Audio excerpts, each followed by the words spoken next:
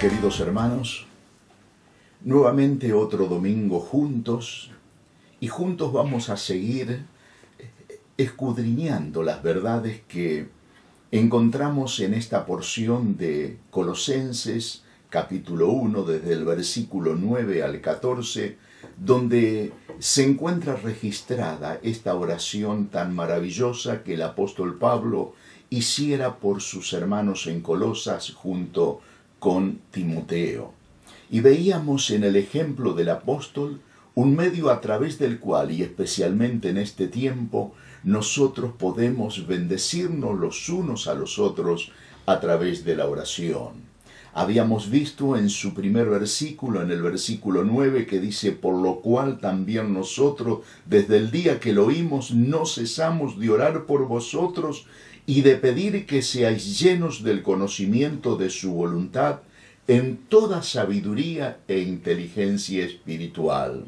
Habíamos desprendido en este versículo dos verdades importantes, entre otras. En primer lugar, que la oración del apóstol era una oración perseverante.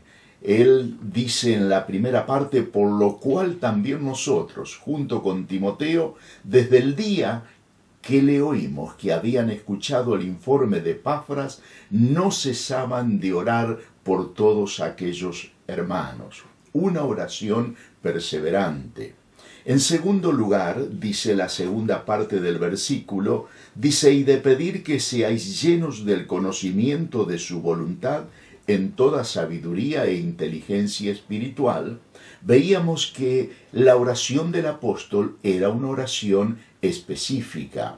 Él estaba pidiendo lo que era fundamental para la bendición de la vida de aquellos amados, y por lo tanto es también una bendición, si es una realidad en tu vida y en mi vida, querido hermano, que seamos llenos del conocimiento de su voluntad y que tengamos la sabiduría y la inteligencia para que esa voluntad de Dios pueda ser la realidad que llevemos adelante todos y cada uno de nosotros en nuestra experiencia diaria, en las decisiones, en todas las cuestiones que involucren tu vida y mi vida.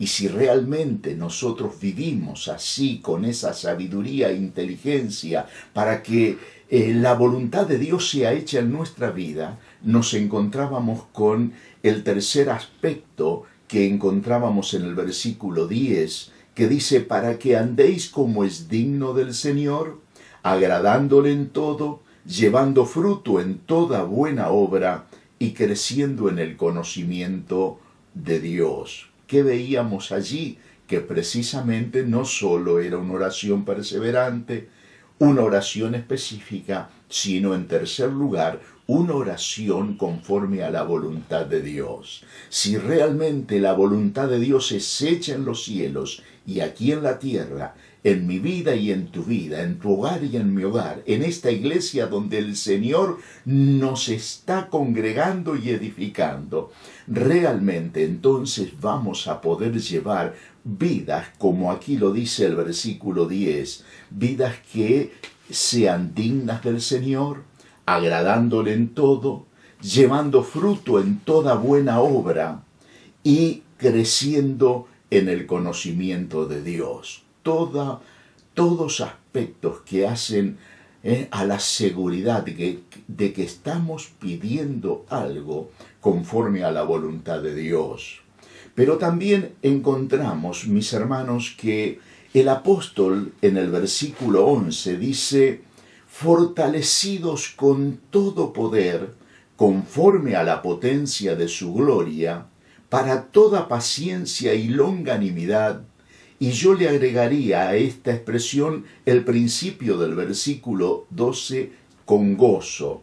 Es decir, que aquí nos vamos a encontrar con una oración que reclama todos los recursos que Dios tiene que proveer para que aquello que se pidió en forma tan específica y que su realidad indudablemente va a ser de tu vida y de mi vida una vida conforme al corazón y al deseo de nuestro Dios, es imprescindible para que se pueda llevar adelante entonces lo que aquí acabamos de leer, estos recursos que el apóstol está pidiendo. Él lo pidió en forma específica, ser llenos del conocimiento espiritual, en toda sabiduría e inteligencia espiritual. ¿Para qué? Para que haga de sus amados en Colosa cristianos que anden como es digno del Señor, como vimos, agradándole en todo, llevando fruto en toda buena obra y creciendo en el conocimiento de Dios. Y para que ello se plasme en una realidad se necesita un poder especial para poder llevarlo a cabo. Por eso Pablo ora para que sean fortalecidos con todo el poder de Dios. El gran problema de la vida no es saber lo que hay que hacer, sino hacerlo. En la mayoría de los casos tenemos conciencia de lo que debemos hacer en una situación dada. Nuestro problema es llevar el conocimiento a la práctica. Lo que necesitamos es poder. Y alguien ha dicho que la oración es fuente de poder, y yo coincido plenamente con esta definición. Si Dios solo nos dijera cuál es su voluntad para con nosotros, podría ser una situación de frustración y tortura. Pero Dios no solo nos revela su voluntad, sino que también nos capacita, mis hermanos, para poder realizarla. Es a través de la oración y de la comunión con el Señor que es posible tener conocimiento y poder. Dentro del marco de una vida de obediencia es cuando se cumple lo que Pablo le decía desde la misma prisión a los filipenses en el capítulo 2 y en el versículo 13. Allí el apóstol le está diciendo: porque Dios es el que en vosotros produce así el querer como el hacer por su buena voluntad. Y como podemos recordar lo que el Señor antes de ir a la cruz le enseñara a sus discípulos, allí registrado en Juan capítulo 15 y versículo 5, cuando les dice: porque separados de mí, nada podéis hacer.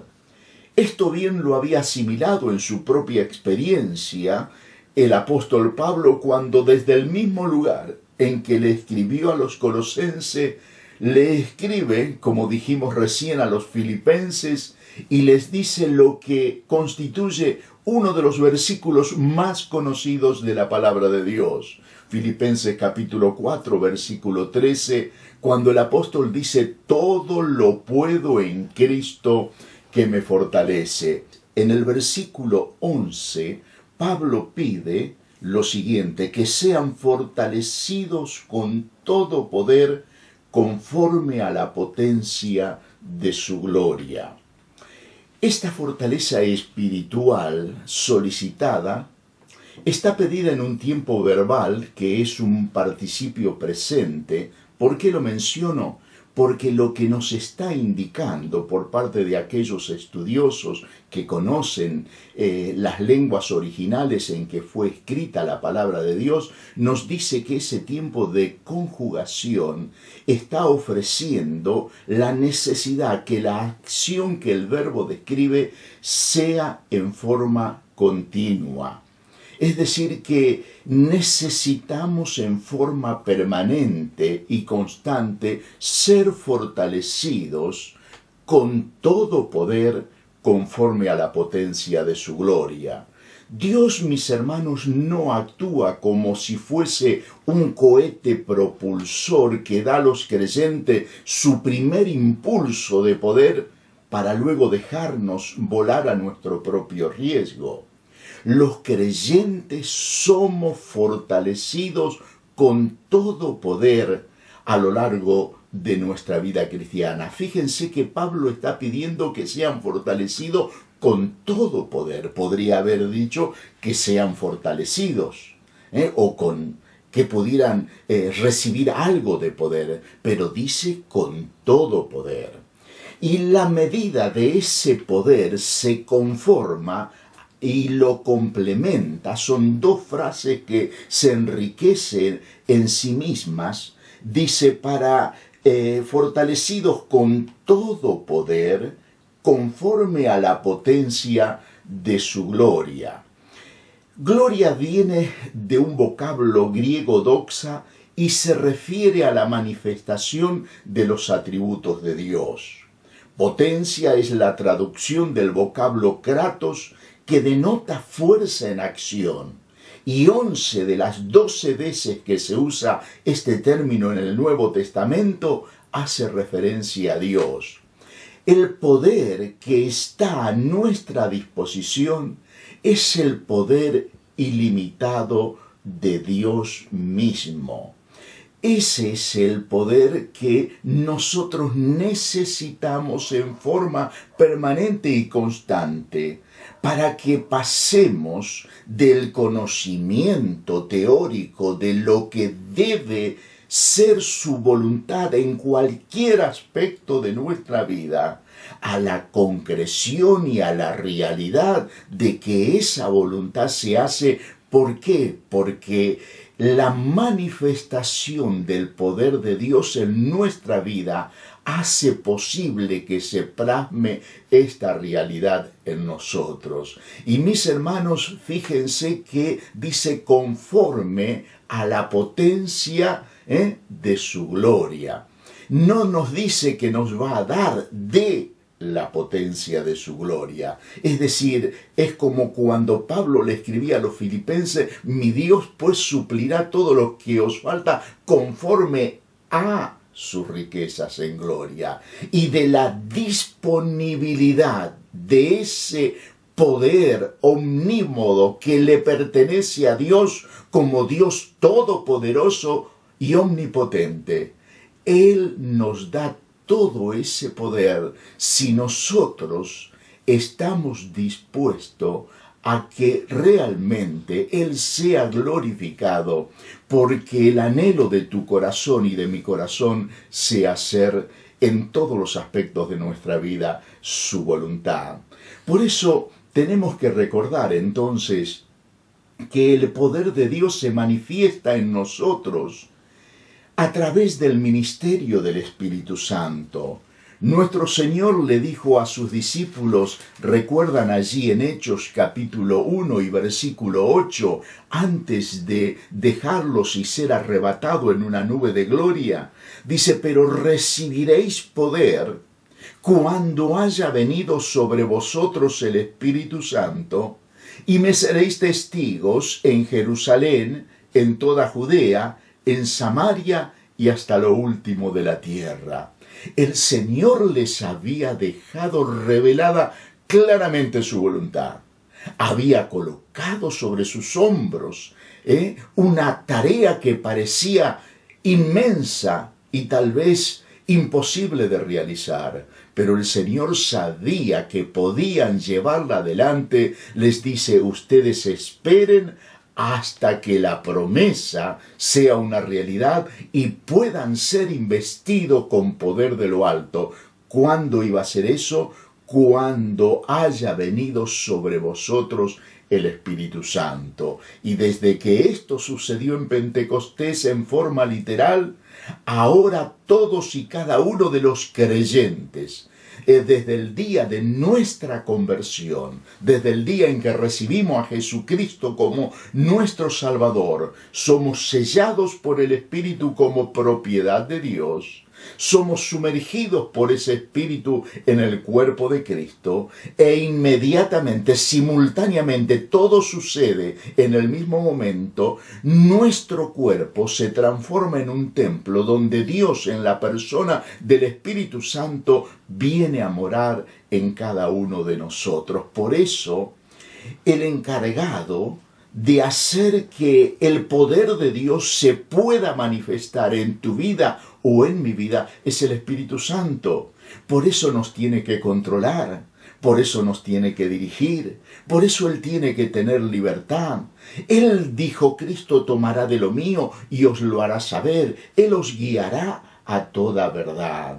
El poder de Dios se manifiesta a través del ministerio que Dios el Espíritu Santo realiza en la vida de cada uno de los redimidos. Por eso Pablo, cuando le escribe a los Efesios también, él ora de la misma manera, en una forma muy similar, y podemos registrarlo allí en Efesios capítulo 3, versículo 16, cuando dice, para que os dé, está hablándoles el apóstol, conforme a las riquezas de su gloria, en forma proporcional a todo lo que Dios dispone, el ser fortalecidos con poder en el hombre interior por su espíritu. No hay otra posibilidad.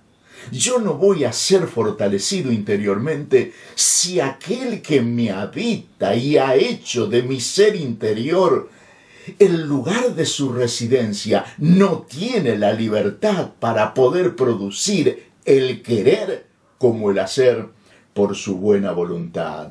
Pablo le escribía a los romanos allí en el capítulo 15 y fíjense que él está expresando las siguientes palabras en el versículo 13. Les dice, y el Dios de esperanza os llene de todo gozo y paz en el creer, para que abundéis en esperanza por el poder del Espíritu Santo. Es decir, ellos no iban a poder ser llenos de gozo y paz en el creer y abundar en esperanza si el poder del Espíritu Santo no se podía manifestar en todos y cada uno de aquellos hermanos en Roma. Por eso este poder está a disposición del creyente que está lleno del conocimiento de la palabra de Dios, pero que hace del conocimiento de la palabra la realidad en su vida. Si nosotros prestamos atención y vamos a la palabra de Dios, cuando encontramos en Colosenses mismo, en el versículo 16 del capítulo 3, dice allí Colosenses 3:16, la palabra de Cristo mora en abundancia en vosotros, enseñándoos y exhortándoos unos a otros en toda sabiduría, cantando con gracia en vuestros corazones al Señor, con salmos e himnos y cánticos espirituales. Aquí es el ruego de que la palabra de Cristo more en abundancia. Si nosotros vamos a un pasaje paralelo en Efesios, vamos a encontrar en el capítulo 5 y versículo 18 que dice, no os embriaguéis con vino en lo cual hay disolución, antes bien, sed llenos del Espíritu. Allí dice, permaneced siendo llenados, controlados, dirigidos por el Espíritu Santo.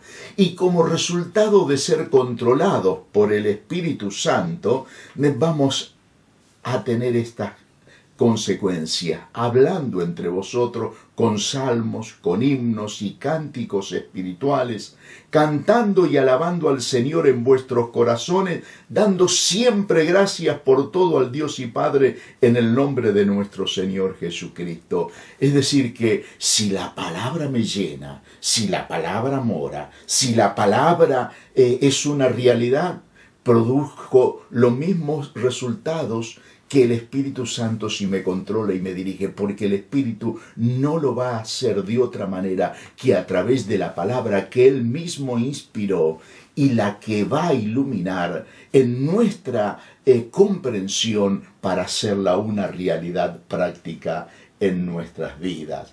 Ahora fíjense, Pablo oraba allí en este versículo, hemos estado viendo, que sean fortalecidos con todo poder conforme a la potencia de su gloria, y ese recurso infinito que el apóstol Pablo pedía era para una bendición integral de la vida de cada uno de aquellos hermanos en Colosa, y por lo tanto, si es una realidad en tu vida y en mi vida, es para que podamos ser bendecidos cada uno de nosotros. Y dice, para toda paciencia y longanimidad, con gozo. Pablo anota un último resultado del verdadero conocimiento espiritual. Es soportar con gozo y paciencia las pruebas. El conocimiento de las promesas y propósitos de Dios revelados en las Escrituras nos da fortaleza para soportar las pruebas y el sufrimiento. Upomone, que es la palabra griega que se utiliza para paciencia, y macrotumía es la palabra griega que se utiliza para longanimidad, están ambos vocablos, ambos conceptos íntimamente relacionados. En cuanto a la diferencia entre los dos términos, upomone se refiere a ser paciente en medio de las circunstancias, mientras que macrotumía, longanimidad, se refiere a ser paciente con las personas. Y ambos aluden a la paciencia para soportar las pruebas. La paciencia es la gracia de poder permanecer firme. Es la valentía de perseverar en la ejecución de la tarea que uno ha recibido de Dios a pesar de todas las dificultades y aflicciones. Es el rehusarse a sucumbir a la desesperación o a la cobardía. Es una virtud que se manifiesta en relación a las cosas, esto es, en relación a la circunstancia en que una persona se ve envuelta, aflicción, sufrimiento, persecución, etc. La longanimidad caracteriza a la persona que en relación con aquellas personas que se le oponen o afligen, ejercitan paciencia, rehusando rendirse a la pasión o a la explosión de la ira. En los escritos de Pablo se la relaciona con tales virtudes como la bondad, la misericordia, el amor, la benevolencia, la compasión, la mansedumbre, la humildad, la clemencia, y con el espíritu perdonador que debe también caracterizar a todo verdadero cristiano. Si quisieran, yo les puedo decir, allí pueden ver todo lo que les acabo de decir en Romanos capítulo 2, versículo 4, en Gálatas capítulo 5, versículo 22, en Efesios capítulo 4, versículo 2, en esta epístola de Colosenses, en el capítulo 3, versículos 12 y 13, pero si nos podríamos a leer cada una de esas porciones, es decir, descubriríamos esas virtudes que le he señalado y que siempre están relacionadas precisamente con esta longanimidad, con esta capacidad de poder soportar y sobrellevar a los que son difíciles de sobrellevar. Pablo no está hablando de una paciencia estoica que aprieta los dientes, que rechina los dientes. La fortaleza que proporciona el conocimiento de la palabra de Dios en una estrecha comunión con su autor faculta al creyente para soportar las pruebas con gozo. Esta realidad del gozo marca la diferencia entre la paciencia del creyente y la paciencia del estoico que sufre valerosamente en sus propias fuerzas, ¿no es cierto?, cualquier tipo de flagelo. Los comentaristas no están de acuerdo en su opinión acerca de esta palabra gozo que yo uní a este versículo 11, cuando dice para toda paciencia y longanimidad con gozo, porque el códice sinaítico a través del cual viene la puntuación que este códice trae y del cual tenemos la traducción de nuestra versión Reina Valera, la puntuación hace que esta expresión con gozo forme parte del versículo 12. Y muchos estudiosos consideran que esa puntuación no correspondería, sino que tendría que adherirse al versículo 11. Y yo creo, mis hermanos, me siento en la libertad de escoger, porque no se hace violencia a la verdad revelada por la palabra de Dios, a esta opción que es la que dice para toda paciencia y longanimidad con gozo, porque hay un principio de interpretación bíblica, un principio de hermenéutica, que dice que la Biblia tenemos que tratar de explicarla a través de ella misma. Cuando hay un pasaje que no resulta claro en su interpretación, conviene ver en otro lugar de las Escrituras donde se toma el mismo tema, el mismo tópico se desarrolla, y ver a través de pasaje más claro cómo se esclarece el que pudiera ser más oscuro. Por esta razón, yo creo que sería más concordante con otras porciones que hablan de las pruebas o tribulaciones del cristiano, como por ejemplo lo que ya hemos estudiado, conocemos y muchos los deben saber casi hasta de memoria. Allí cuando vimos los dos primeros capítulos, en el primer capítulo de Santiago, en el capítulo 1, versículos 2 y 3, Santiago dice: hermanos míos, tened por sumo gozo cuando os halléis en diversas pruebas, sabiendo que la prueba de vuestra fe produce paciencia. Es decir, que el apóstol Santiago le está diciendo a aquellos a quienes él les escribe que si nosotros miramos las pruebas desde el mismo lugar en que Dios las mira, si tenemos la visión de la bendición que eso va a traer, no la vamos a ver con angustias, no la vamos a considerar con aflicción, sino que nos vamos a gozar por la bendición que ella va a traer a nuestras vidas. Por eso dice: tened por sumo gozo cuando os halléis en diversas pruebas. ¿Por qué? Porque esto produce esa virtud maravillosa de la paciencia, de permanecer fiel bajo la adversidad. Y todo ese tiempo que Dios invierte hace que esa paciencia realice una obra completa, como dice el versículo 4 de Santiago 1, ¿no es cierto?, para que seamos perfectos, maduros, cabales, completos, sin que nos falte cosa alguna. Cuando nosotros vamos a Romanos, en el capítulo 5, Romanos capítulo 5 y versículo 3, nos encontramos con una expresión que dice, está hablando desde el versículo 2, dice: por quien también tenemos entrada por la fe a esta gracia, en la cual estamos firmes, y nos gloriamos en la esperanza de la gloria de Dios. Y Pablo sigue en el versículo 3, dice: y no solo esto, sino que también nos gloriamos en las tribulaciones, sabiendo que la tribulación produce paciencia. Es decir, que no solamente nos gloriamos, nos gozamos en la esperanza de la gloria de Dios, sino que el cristiano se puede aún gloriar en las tribulaciones.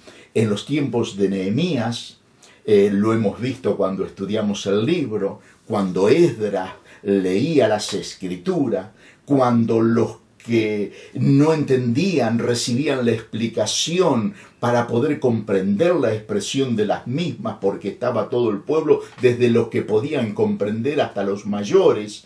Y allí, cuando la palabra encuentra cabida, produce contrición, produce dolor, arrepentimiento, es cuando Nehemías los llama, al ver los frutos que la palabra de Dios había hecho, a gozarse y a compartir, porque era un día especial que el Señor estaba teniendo en medio de lo suyo. Y dice en Nehemías capítulo 8 y versículo 10, porque el gozo de Jehová es vuestra fuerza.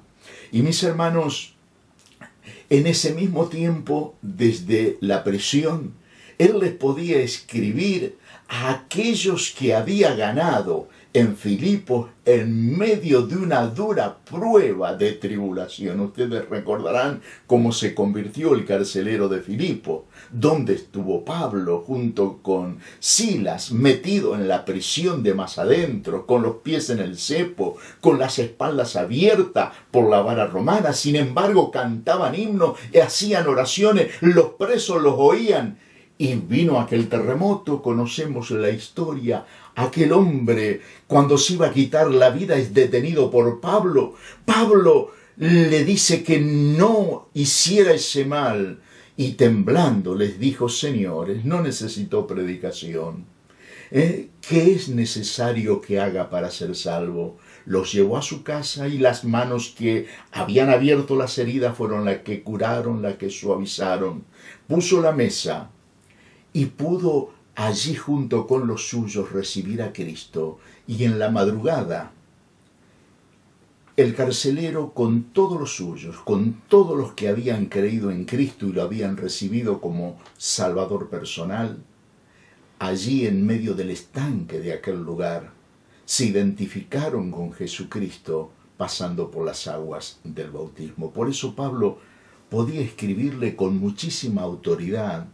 Y ya cuando estaba casi concluyendo la carta de Filipenses, en el capítulo 4 y versículo 4, dice: regocijaos en el Señor siempre.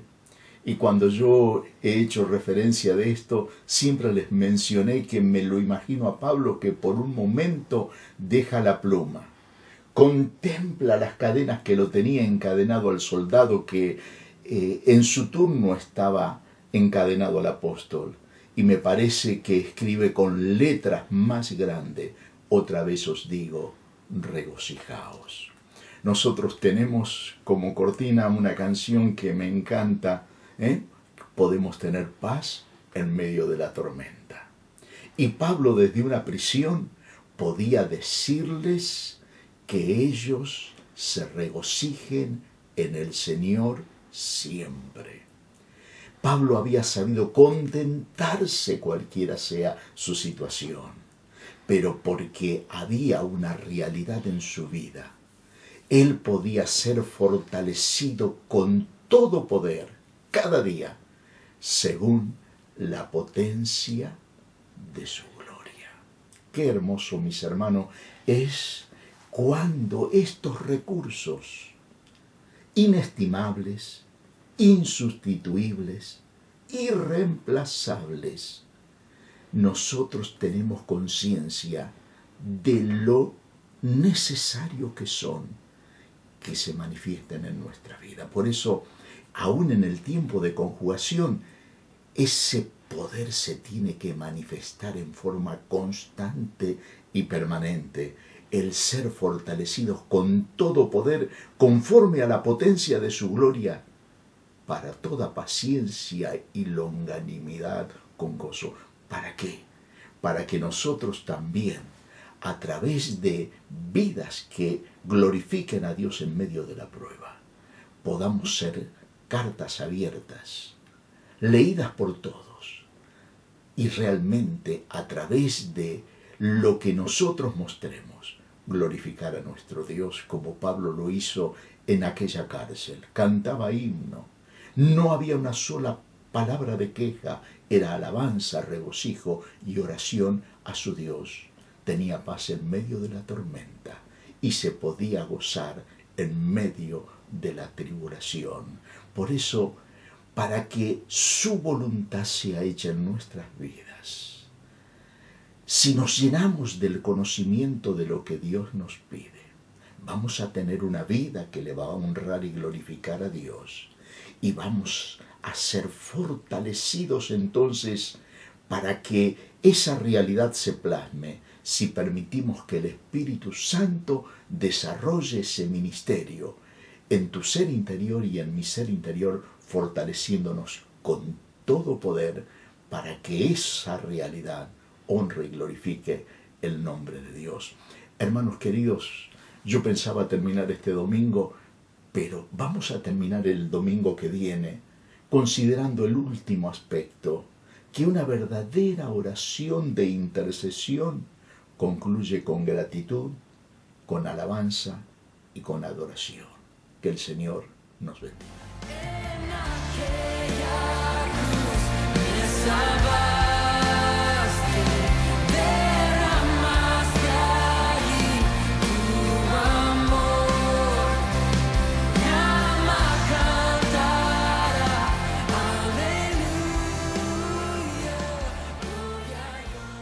¿Qué tal, queridos hermanos? Es un gusto compartir este tiempo con ustedes mientras esperamos ese momento que nos podamos reunir nuevamente como iglesia. Estamos reuniendo en casa y estamos compartiendo todos estos momentos también de bendición para nuestra vida a través de los mensajes que estamos recibiendo, los devocionales, y ahora poder compartir este tiempo también tan hermoso de poder hacer memoria de nuestro Señor. Les invito a que podamos leer un salmo en las Escrituras, el Salmo 133, un salmo muy conocido. Dice, es un salmo de David: mirad cuán bueno y cuán delicioso es habitar los hermanos juntos en armonía.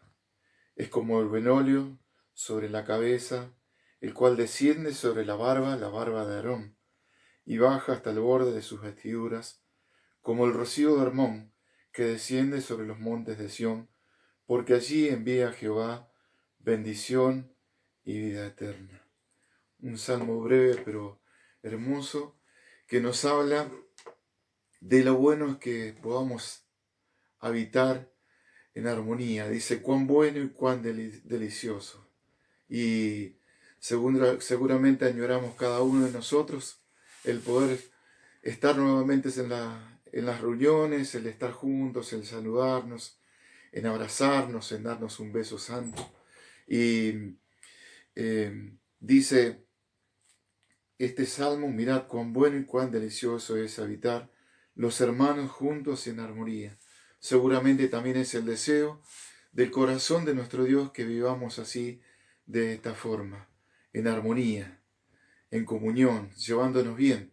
No tenemos en este tiempo para estar peleándonos, para estar teniendo diferencias, porque estamos cada uno en nuestra casa, pero que bendición para nosotros, y que seguramente contenta el corazón de nuestro Dios el que podamos vivir de esta forma. Y lo compara, fíjense, dice, es como el buen óleo sobre la cabeza, el cual desciende sobre la barba de Aarón, y baja hasta el borde de sus vestiduras.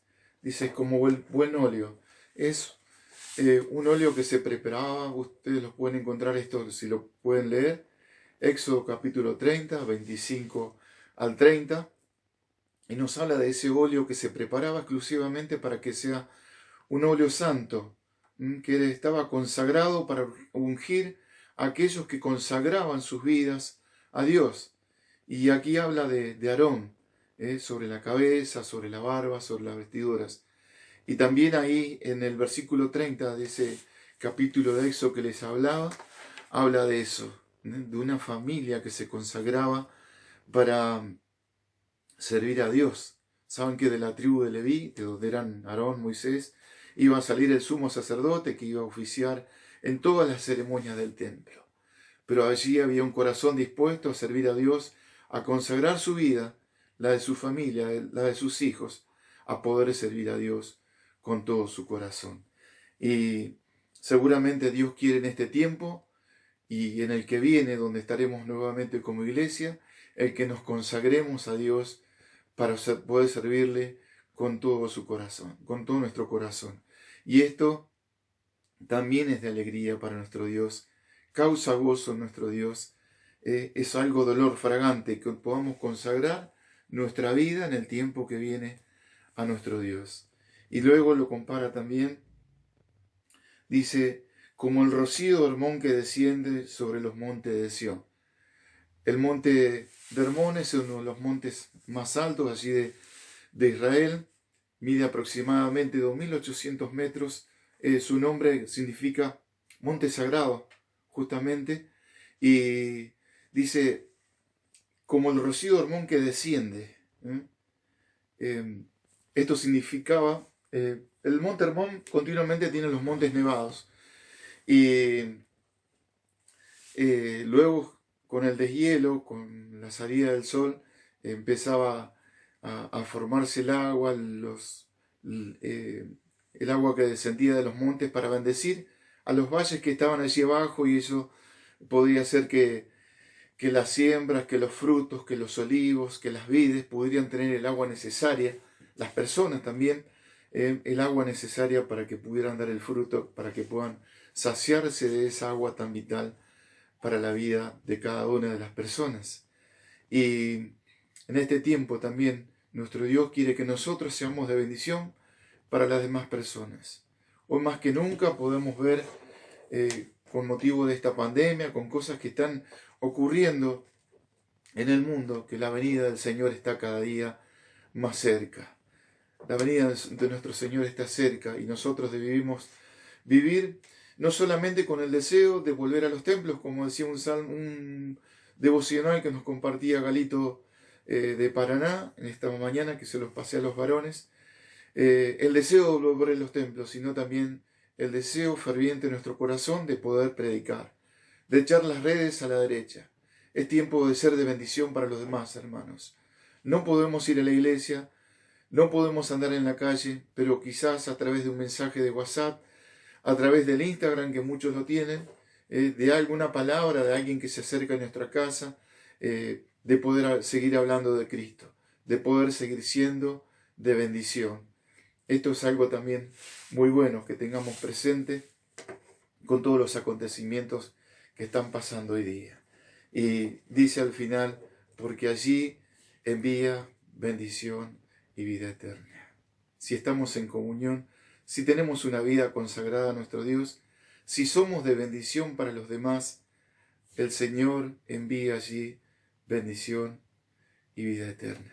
Qué bueno que tengamos un Dios que nos ama así, de esta manera, y que nos quiere bendecir. A este Dios queremos adorar con todo nuestro corazón y poder participar ahora a través de estos símbolos que tengo aquí delante, a través del pan, a través del vino, poder adorar a nuestro Padre Celestial. Vamos a orar por el pan. Nuestro Dios y nuestro Padre Celestial, te damos gracias por este pan que es símbolo del cuerpo de nuestro Señor, que fue entregado en aquella cruz del Calvario para darnos vida eterna, para darnos la posibilidad de estar en comunión contigo. Queremos que bendigas la vida de cada uno de nuestros hermanos, la participación cada uno de ellos. Te adoramos, te alabamos, te bendecimos en el nombre del Señor Jesús. Amén.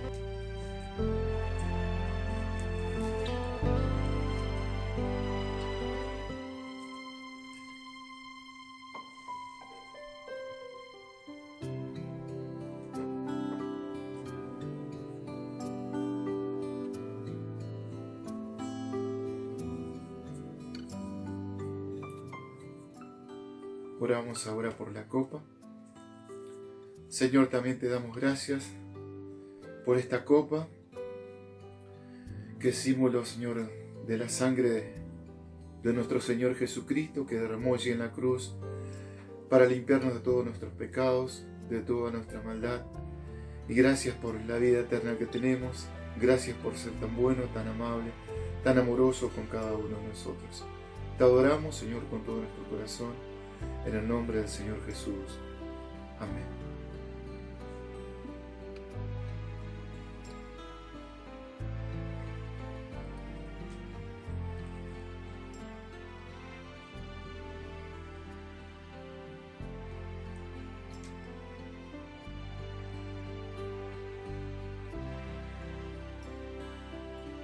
Señor, te damos las gracias por este tiempo de bendición.